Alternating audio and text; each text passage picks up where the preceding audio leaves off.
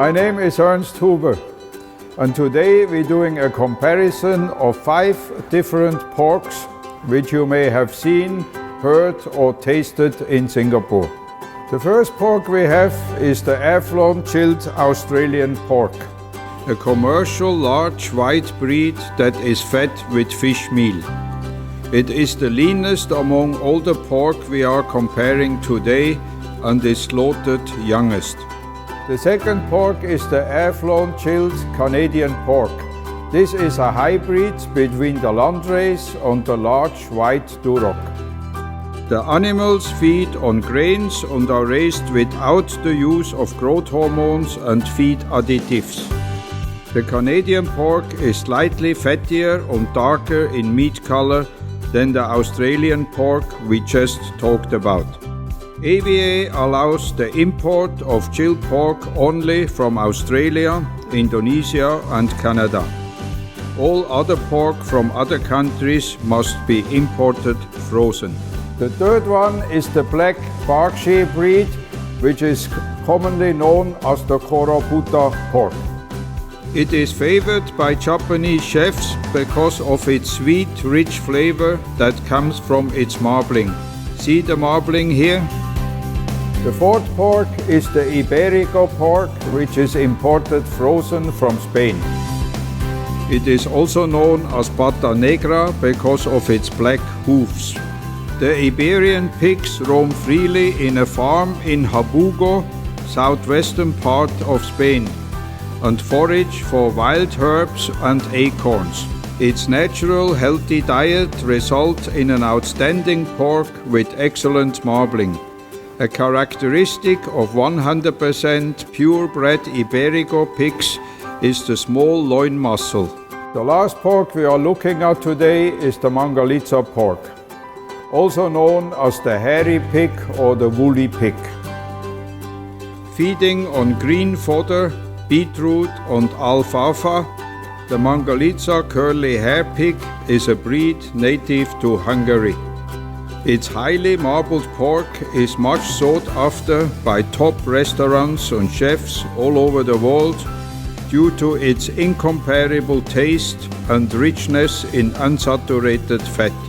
I am now going to cook all 5 pork chops and serve it to our panel of tasters here, who will do a blind tasting and share their comments. I only season the meat with salt and pepper, then brown on both sides and finish it in the oven at 170 degrees for about 8 to 10 minutes.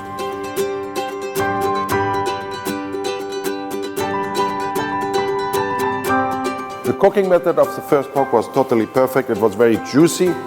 The color was that beautiful pinkish grayish, which is quite normal with a pork chop. The fat was totally perfect. It was tender and it had a lot of flavor. Okay, pork chop 2 was dry. It was not so tender and it had the least amount of fat in the meat.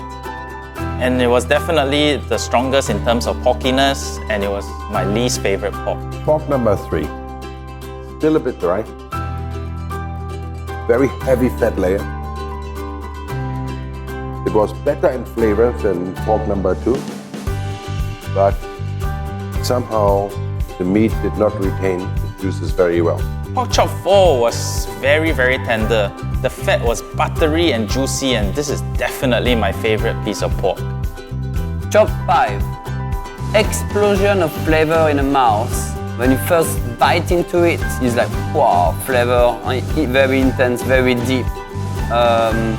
It's also the texture is kind of chewy a little bit. It's not like melting in your mouth. You got to bite into it, and for me, this is what it's about. When I eat a pork chop, I want to have a bite. I want to chew into the meat, and this is for me a very good pork chop. It's full of flavor. There's a great meat and fat balance. For me, today is the best pork chop that we try between the 5. All the 5 pork chops are quality cut of different kinds. They're all commendable. If you love your pork, there's only one place to go. That's Huber's. You have heard from the three judges that the different pork breeds have different characteristics. My favorite pork is the plucked Berkshire pork because it has a nice marbling inside, but it has not so much fat on the outside.